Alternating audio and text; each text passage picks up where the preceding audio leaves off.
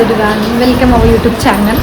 So first of all thank you so much because मी माझ्या first ब्लॉगला खूप सारं प्रेम दिलं, त्यासाठी थँक्यू. आणि आजचा ब्लॉग पण खूप स्पेशल असणार आहे बिकॉज आज मला ब्राईडचीच ऑर्डर आहे. बट आज मी ब्लॉगमध्ये मी कसं मेकअप करते किंवा म्हणजे फुल ट्युटोरियल असं दाखवणार आहे. सो ब्लॉग पूर्ण कंटिन्यू करा, काही स्किप करू नका. तर आजच्या वेडिंगची ऑर्डर आपल्या बदनापूर येथे आईसाहेब लॉन येथे आहे. बट इथे आल्यानंतर मी बघते तर इथे जास्त कोणी आलं नव्हतं, फक्त ब्राईडचे काही मिनिमल असे रिलेटिव्ज आले होते. त्यानंतर मला ब्राईडची सिस्टर असं बोलली की ब्राईडच्या अगोदर मला आणि आईला रेडी करून दे, म्हणजे ब्राईडच्या सिस्टरला आणि ब्राईडच्या आईला रेडी करून दे असं. सो मी आधी त्यांच्या मेकअपला स्टार्ट केलं.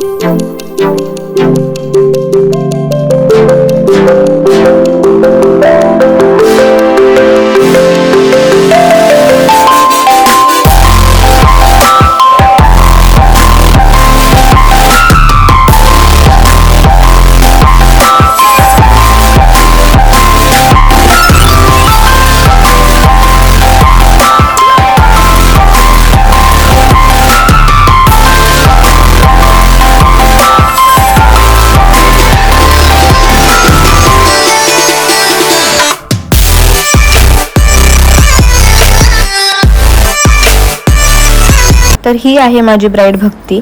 भक्तीला एकदम सॉफ्ट आणि नॅचरल लुक हवा होता, एकदम मिनिमल असा मेकअप लुक हवा होता. सो मी तिला तसंच करून दिला.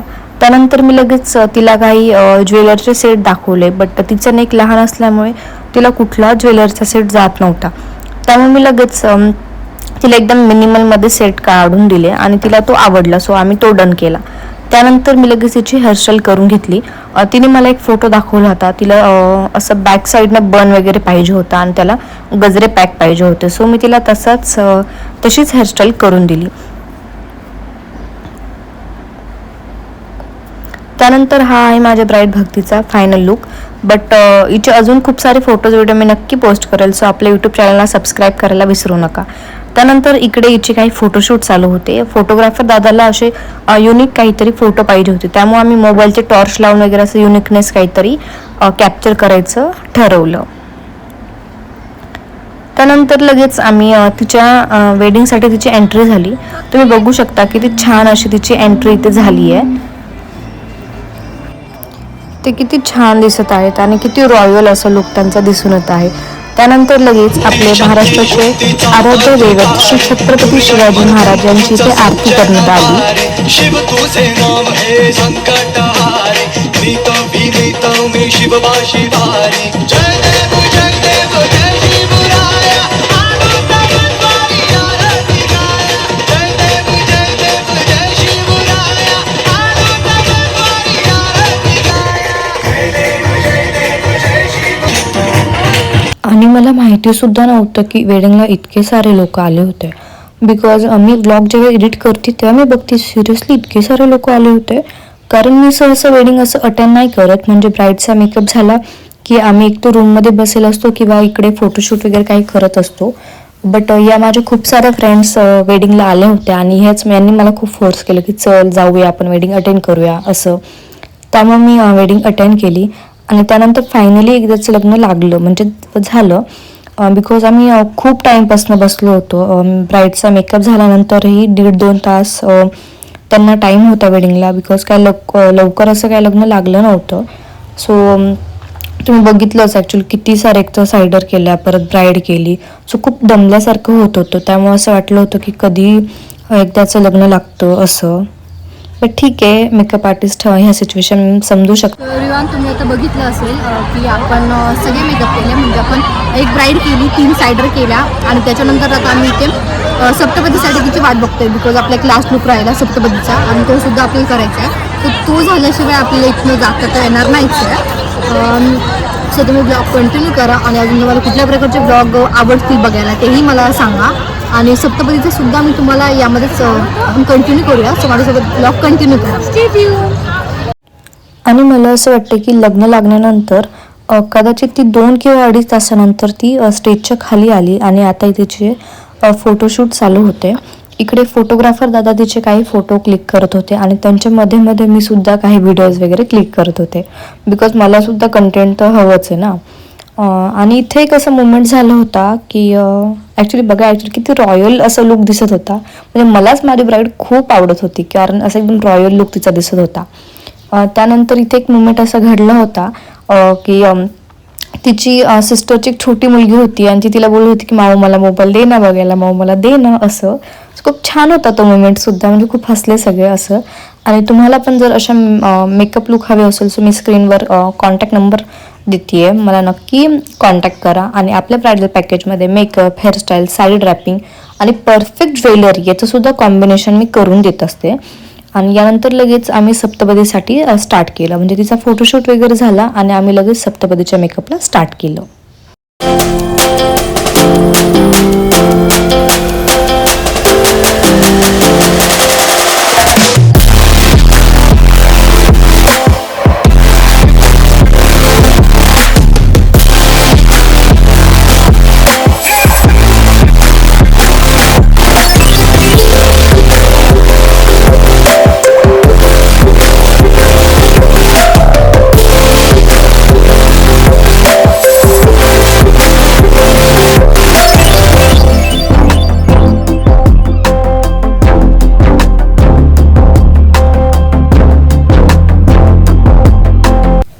अँड आय नो दॅट तुम्हाला असं वाटत असेल की नेहमी वैष्णवी तर खूप छान असं चेअरवर बसून वगैरे मेकअप करत असते ब्राईडचे.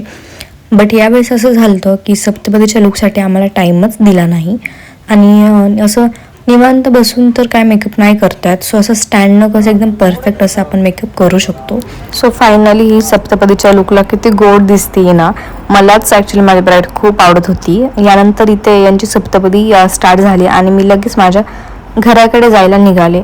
हो, नाईटचे 12 झाले होते. आय नो दॅट खूप लेट झालं होतं, बट जर आम्हा मेकअप आर्टिस्टमुळे ब्राईडचा एक दिवस इतका स्पेशल होत असेल तर थोडंफार लेट पण झालं तर ॲडजस्ट करावंच लागतं. तुम्हाला हे ब्लॉग कसे वाटले मला कमेंट करून नक्की कळवा. आणि अजून जर कोणी आपल्या यूट्यूब चॅनलला सबस्क्राईब केलं नसेल सो नक्की सबस्क्राईब करा, बिकॉज मी असे नवीन ब्लॉग नक्की अपलोड करत जाईल. So thank you for watching.